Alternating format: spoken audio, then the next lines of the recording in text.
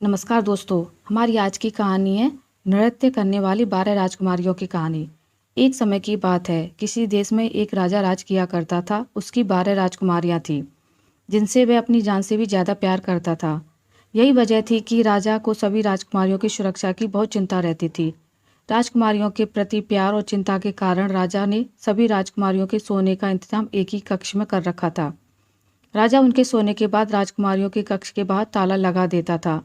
हर रात राजकुमारियां नए जूते पहनकर सोती थी और अगली सुबह उनके जूते घिसे और फटे मिलते थे। सभी राजकुमारियों के रात भर कक्ष में रहने के बावजूद अगले दिन उनके जूते घिसे और फटे मिलना राजा को भी काफ़ी हैरान कर देता था।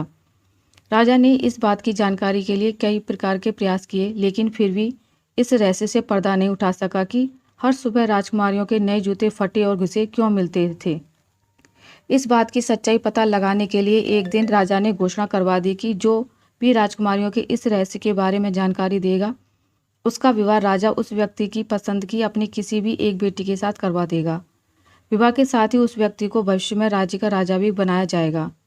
इस प्रकार की घोषणा सुनकर कई राजकुमारों ने प्रयास किया, लेकिन सभी असफल रहे। एक दिन उस राज्य में एक बहुत छोटे देश का राजकुमार गुजर रहा था, जो किसी राजा के हाथों अपना राज्य गंवा चुका था। वह एक नदी के किनारे पहुंचकर जैसे ही अपने थैले से बचा हुआ खाना निकालकर खाने लगा, वैसे ही वहां पर एक बुढ़िया आ गई और राजकुमार से खाना मांगने लगी। राजकुमार ने बिना कुछ सोचे अपना भोजन उस बुढ़िया को दे दिया। बुढ़िया ने खाना खाकर उसे उस राज्य की घोषणा के बारे में बताया और जाते जाते उसे एक जादुई चोंगा दे गई। उस जादुई चोंगे की खास बात यह थी कि जो भी उसे ओढ़ता वह गायब हो जाता था। राजा की घोषणा सुनने के बाद राजकुमार वह जादुई चोंगा लेकर राजदरबार पहुंच गया।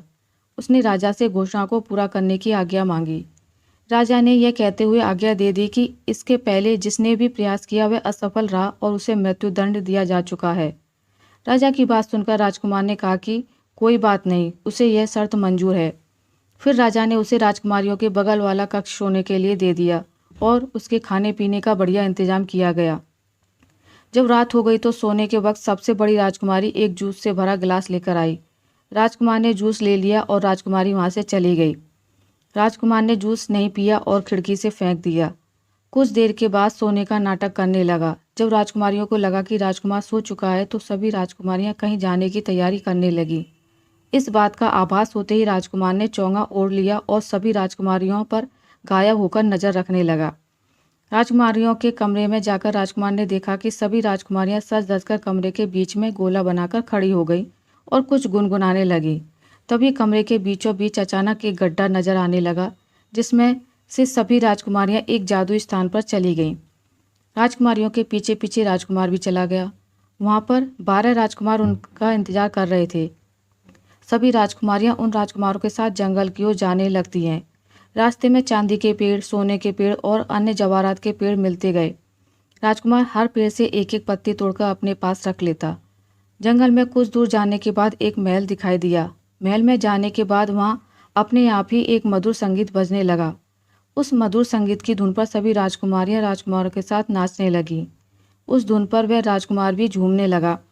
वे सभी वहां पर सुबह होने के पहले तक नाचते रहे और सुबह होने के पहले ही वहां से चले गए। सभी राजकुमार राजकुमारियों को छोड़ने के लिए जंगल के बाहर तक आए और राजकुमारियां वहां से अपने कमरे में आ गई। राजकुमारियों के साथ ही चोंगा पहने हुए राजकुमार भी वहां आ गया और चुपके से अपने कमरे में चला गया।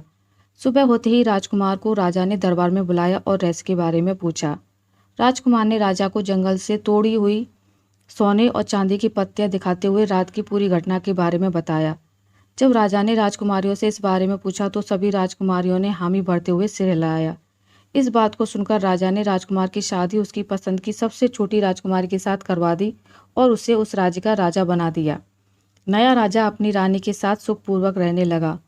कुछ दिनों के बाद वह राजकुमारियों के साथ उस रहस्यमयी महल की ओर गया और अन्य राजकुमारियों की शादी उन राजकुमारों के साथ करवा दी, जिनके साथ वे सभी रात में नाचने जाती थी। इसके बाद सभी खुशी खुशी रहने लगे।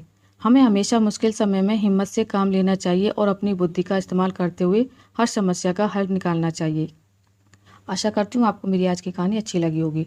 अगर आपको मेरी ये कहानी अच्छी लगी है तो इसे लाइक करें, ज़्यादा से ज़्यादा शेयर करें और अगर आप मेरे चैनल पर नए हैं तो इसे सब्सक्राइब करना ना भूलें। मिलते हैं एक नई कहानी के साथ, तब तक के लिए नमस्कार।